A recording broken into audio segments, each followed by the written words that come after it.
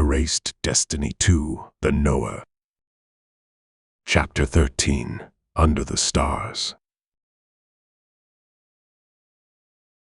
Flying over Wolves' Rome, Etienne made sure to check if Marigold's parents were doing well. She didn't even have to lower her altitude to hear Abella's shouts. She smiled to herself. In the absence of the ever-problematic older daughter, all of Mother's attention was directed at the younger one, who was just as feisty, albeit in a different way. And so Marigold found out that someone had seen Rose at the river making out with some blonde guy, and what a reprehensible behavior it was, derogatory to the dignity of women and the order of the world. Of course, Rose wouldn't be herself if she didn't reply that at least she wouldn't end up an old maid like her sister, and that as long as she didn't get pregnant, her parents shouldn't be concerned about her behavior. On Marigold's request, Etienne landed by the river that Marigold liked a lot. Flying made Etienne tired, very tired even. Still, it was difficult for her. She took the small package out of her bag. A letter, she wrote. A white flower and a black feather she put into. Before she sealed the letter, she read it aloud once more. I finally found someone who explained to me in a fairly accessible way what these debts of honor are all about. My apologies. By imposing my help on you, I took away your freedom. Because, as always, I was in too much of a hurry. Because I couldn't wait for you to accomplish at your own pace what you would have accomplished anyway. If you still feel obliged to repay me, please look at it from my perspective. I died 16 years ago. We both died. Your debt ceased to exist with my death. You owe me nothing, for that you can offer me a lot. Your closeness by day and by night. Your companionship. Conversation with someone who knows and understands me. Advice in moments of uncertainty. I absolutely do not intend to confront you with Noemi, so if that's what you're afraid of, it's unnecessary. But if you succumb to Uzumayat and let yourself be dragged to the city of ghosts, it won't be my fault. I miss you, more and more every day.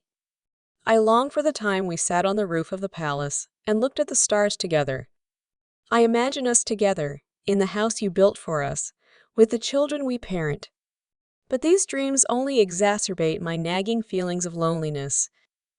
I meet people, even talk to them, but no one here understands me. No one knows me. No one knows who I was, who I still am deep inside. I feel far out of place in Sintra, like a shell tossed onto the shore by a too strong wave. Probably similar feelings accompanied you in the palace. No wonder you sought escape in lonely quests, that you mostly went to the desert or the ice wilderness. You were homesick, and I, who didn't remember how it is to have a home or a family, didn't understand that. I would have been most happy to move out to the Empire. I would have occupied one of Afi's castles, maybe not even by conquest and appropriation. I think that Afi has not forgotten me, that if I returned he would receive me kindly because of the relationship we once shared. The only thing holding me back is the lack of news from you. I will not leave you here alone until you decide so yourself. I still love you. I can't forget about you. If you want to meet me, go on a journey with the person who delivered this letter. He will lead you to me. If not, I give you back the eternal flower, more precious and beautiful than all of Afi's jewels. It should not lie in a drawer. This flower, like you, deserves to accompany a wonderful woman, not the result of another failed magical experiment. I also give you my feather, one of the very few left of the former me. Should you desire to find me, you can use this feather as you used to. Or if you, like me, were stuck in a body too small to contain you, you know what to do with my gift. On the other side, I'll find you without difficulty. No trackers nor sensitive sense of smell is needed there. But please, write to me. Anything. so that I know you are alive. Just write. 2 words will be enough. 1 even. I will understand. I love you. Etienne sealed the letter. She tried to write about her feelings, but was not satisfied with the result. She hoped that Nathan would understand what she meant to say, and that Cyril would find Nathan and deliver the package. With her golden eyes, I spotted Cyril and Joanna in one of the rooms of their residence and went there. She slipped into the house through the closed window, pushing it inside in the process. She landed neatly on the carpet, and her wings disappeared in a cloud of smoke. Hello, neighbor. Am I not disturbing you? I was just on my way to see you. Shall we talk in my office? Of course. Lead the way. I was at the town hall today. It's amazing how they can complicate someone's life. Imagine that someone has bought up all the surrounding plots of land. To make matters worse, they couldn't even tell me who I should talk to about the expropriation, that is, the buyout. But that's not why I came. Have you applied for a trade permit? They went to Cyril's office, and Joanna followed them like a shadow. She sat on the chair, as if hypnotized. She did not change her position. She did not move her head even a little, until the moment when Etienne casted the mirror of fear and the woman ran out of the office screaming. The next spells were the zone of silence and the illusion obscuring the doors and windows. You didn't have to summon the spirits of our deceased children. I didn't do anything like that. An illusion shows what a person is the most afraid of. For example, I was seeing my mother. Besides, I have no idea what your children looked like. It's strange that you're afraid of their spirits. Anyway, did you submit it or not? No. If the sanctions are lifted, the permit won't be necessary. And how do you intend to find out? Joanna peeked into the room through the crack. However, she saw nothing but a dark cloth. She heard nothing. In her own home, Marigold felt like a lady and did whatever she wanted. What's more, Cyril didn't see anything inappropriate in the snotty girl's behavior. Deprived of the opportunity to spy on her guest, Joanna went upstairs. Although the room was silent, she still heard nothing. So she laid down on the floor and pushed the loose floorboard away. Through the opening above the chandelier, she watched the development of events, although she still couldn't hear what Marigold and Cyril were talking about. The girl was aware of the neighbor's resentful presence, but it amused her more than it angered her. Cyril, on the other hand, feared that Etienne would lose her patience and kill overly nosy Joanna. On the day the sanctions are lifted, Zuzu will respond positively to all requests. Of course, your letter will arrive a little faster because through the portal. Have you prepared the cards? I'm in the process of completing the first hearse. What do you want in return, apart from the plot? Information. An unusual request, although understandable in the case of someone obscenely rich and with constant lack of time. What do I need to find out? Etienne created the illusion of Noemi after having obscured the ceiling with a smoke spell. They heard hissing coming from above, and then an angry fist hitting the floor. The girl joked. Joanna is not cut out to be a seeker. You haven't had the chance to meet our Teardam opponent, the culprit behind the mine collapse and the destruction of half the city. Here she is, the commander of Teardam Guard, former supreme healer, the mistress of water and the leader of the Seekers. My daughter, Noemi. Do you want to find her? Eliminate the threat she poses, but that's my concern. You're supposed to find out who's supplying her. I mean, I'm asking you to find out. How do I put this so it doesn't sound like an order? The man took a bottle of wine and 2 glasses out of the cupboard. He felt they would talk till the dinner, but he didn't want to go to the dining room to get something to drink. Left to her own devices, Etienne could seek entertainment in chasing Joanna, who was stalking her. He smiled at Etienne. He liked to talk to her, to negotiate with her. Everything you say has a hint of threat or, at best, persuasion. But that's just fine. I'll ask around in Turdham. If I don't find anything there, where should I look for Noemi? Noemi has been in hiding since the death of the 10th Lord. She's not someone who's easy to find, and even less someone you would want to mess with. So whatever you do, be careful. What do you think Noemi is buying?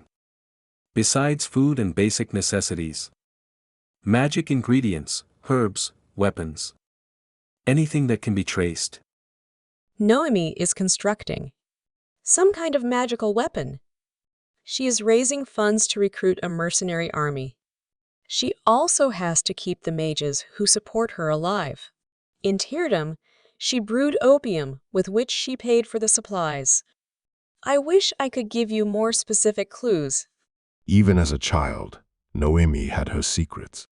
She had hiding places in the palace that no one knew about, places where she practiced her magic, far away from prying eyes.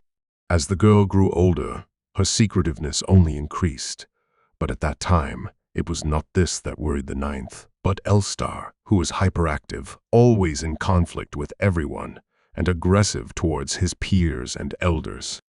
Polite, calm, and well-behaved Noemi did not attract her parents' attention. I'll check the records of Turdham Trade Guild, assuming the books weren't damaged in the earthquake. I'll ask some of my merchant friends. Where could Noemi have potentially made purchases after the fall of Turdham? In the Eternal City? More likely in the City of Ghosts. Large transactions require well-developed transportation. As a child, Noemi often visited the Empire. It is easy to hide there, but more difficult to buy something magical. I think she stayed in our world. To avoid encounters with the Seekers, she will stick to the borders and places that are hostile to the palace. Remember that Noemi is both a mage and a seeker, and is proficient in mind magic. Etienne tried to describe Noemi in such a way that Cyril would not think of meeting her for business purposes. Back to the plot of land, have you got your eye on anything? You know, buying land involves a lot of formalities. On top of that, there is the waiting time for the transaction to become legally binding. Wouldn't you prefer to rent something? I want privacy. I don't want any strangers living nearby. On the other hand, I have to commute to Sintra every day. Do you have a property that meets these criteria? I don't think so. I think the most sensible thing would be to build a house in the forest. Look at the map. This strip is close enough to Sintra and far enough from the buildings. What do you think? Where is the herbalist's abandoned hut? I heard from the previous owner that you recently took it over. From the changing intonation of Etienne's words, Cyril concluded that his actions had made it more difficult for the girl to carry out her plans. Here, but this property is only suitable for demolition. A leaky roof, collapsing walls, overgrown parcel. The city sold it for the price of undeveloped land. The shack's shabby exterior works in my favor. If you don't mind, I'll move in. How long will it take to prepare the documents? Oh, we haven't agreed on a price yet. Seeing Etienne's angry eyes, Cyril instinctively moved away. He did not understand what about his behavior and words had made her so angry.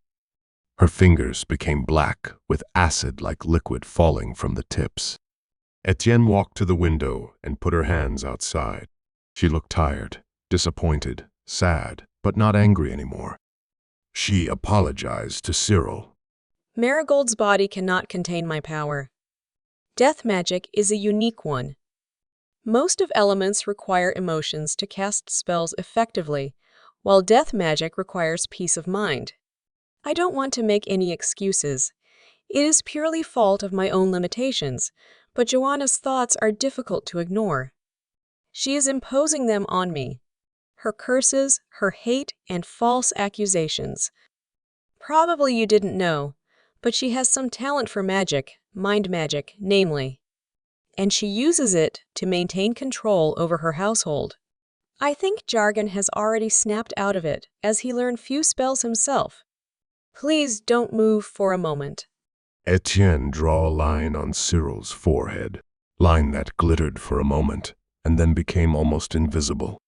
Etienne gave the man small crystal of power as well. It is the simplest mind barrier. It won't do any good nor bad to you, except reflecting mind spells directed at you. It should last for few days. Before the time runs out, touch that crystal. It would regenerate the spell. It is up to you what you do with it. I just want you to see the truth. Consider this a gift from an old friend. Etienne looked at her hands again, and then she looked at Cyril, quite calm if considered the circumstances. He didn't look at Etienne to not embarrass her. Black dots at the floor concerned him a little, but Etienne wiped them with sleeve of her dress. It may happen so that I will be forced to leave Marigold's body soon. I will leave her a considerable amount of money, but money is not everything. It is my fault that her life became so complicated. I know it is a lot to ask, but could you take care of her when I am gone? Of course. Whatever happens, she may always come to me. Thank you, Cyril. One thing less to worry about. Is there anything you wish for? Only for the impossible. Etienne took Cyril's hand. He thought that she is trying to comfort him, while she was watching his memories. I could bring Malika back, but you have burnt her body. And without body, there is not much I can do. If I had my former power, but even then returning dead to the world of living, requires a sacrifice. I understand that. If you find a way, whatever it would be, please, tell me. They sat next to each other, sipping wine from glasses, until the girl's good humor returned. Thinking about Gabriel and Malika made Cyril gloomy, so Etienne, in a cheerful voice, told him what Joanna was planning. Joanna is just swearing that, if I go near Jargon, she'll set me on fire in my sleep. Not that I was planning to do anything like that. She also filed a report about me committing a crime, namely breaking into her house. And now she wants to expand the report to include terrorizing her. Another break-in? Destroying a window? Shall I go on? You married a madwoman. I'm sorry. I'll talk to her and withdraw the report. Don't bother. I'll be happy to meet Joanna in the court. Defaming a judge is punishable by 5 years in prison. Perfect timing. By then, Jargon will have come of age. Take over the winery and Marigold will be able to move in. Which doesn't change the fact that I am going to move into that hut before I condemn Joanna. Thank you for your help. Oh, the formalities. You're right. It's better if my name doesn't appear on the notice board. I assume you don't mind my presence on your land? Etienne took a small package out of her bag. She gave it to Cyril, sealed and covered with magical symbols. A black badge with silver 9 on it she put on his desk. If you find Nathan by any chance, please give him this letter. But do not open it. It is protected with my magic and could be lethal for anyone who tries to open it. Of course. How does Nathan look like? How can I recognize him? It is impossible to recognize him, as he is a master of disguise. Wear that badge. If he sees you, he will approach you. He should say, "Silver strings of destiny." And your answer is, "Cut through the hardest stone." I wish you luck during your adventures. Etienne got up to leave the residence through the window. Cyril blocked the opening. He preferred not to risk catching the girl's hand or any other bodily contact. One more question. If I may. I don't want you to think I'm meddling, but if Jargon asked about you, or was looking for you. Jargon proposed to Marigold, and she set certain conditions for him. What he does next is up to him. I don't interfere in young people's relationships. Let them arrange their lives as they see fit. And don't you dare tell anyone where I live. The girl left, and Cyril looked outside. The grass below was covered with black goo, dead, burnt, withered. Nothing was left alive. Cyril felt sorry for Etienne, who had to control such a destructive force all the time. Etienne, that didn't cause any damages nor casualties. Towards evening, Cyril found Joanna in the bedroom, getting ready for sleep. She seemed to be ignoring him, as if they had just had an argument, even though the man had spent the afternoon in the company of a bottle. He didn't know how to start a conversation, so he just sat down on the bed and started to undress. Despite being married for many years, he still couldn't deal with women's moods. He tried to be as quiet as possible so as not to irritate his wife even more. For a moment, he considered what kind of wife Etienne would be. Probably easier to talk to, action-oriented, not afraid of challenges and work. On the other hand, she lacked many of the feminine qualities that men fall for. Above all, she lacked delicacy, sensitivity, and tenderness. Ten was certainly a great buddy, friend and comrade in arms. But wife? Cyril wasn't so sure, although he would have loved to dance with her again. What were you talking about for so long? Marigold. She asked for my help. Really? She has a lot of nerve. I hope you refused her. Seeing his wife's suppressed joy, Cyril understood better and better the dislike that not only Marigold, but also many other people had for Joanna. For the household, Joanna was a good wife and mother, perhaps too strict, demanding and overprotective, perhaps a little cold in conversation, but she cared for the well-being of the family, and nothing else mattered to her. I don't know what to do. That's why I wanted to ask your opinion. Joanna turned to face her husband. She listened carefully to what he had to say. She immediately stopped pretending to be sulky. Well, Marigold rejected Jargon's advances. Meanwhile, Jargon keeps bothering her, pestering her after work. Marigold asked me to talk to Jargon. And what am I supposed to tell him? As he observed the changes taking place on his wife's face, Cyril felt more and more at ease. After shocking Joanna with the request that her disliked neighbor had allegedly made, he moved on to the actual topic of the conversation. He knew that whatever he said now, Joanna would not pay attention to it. I have to leave for a few days.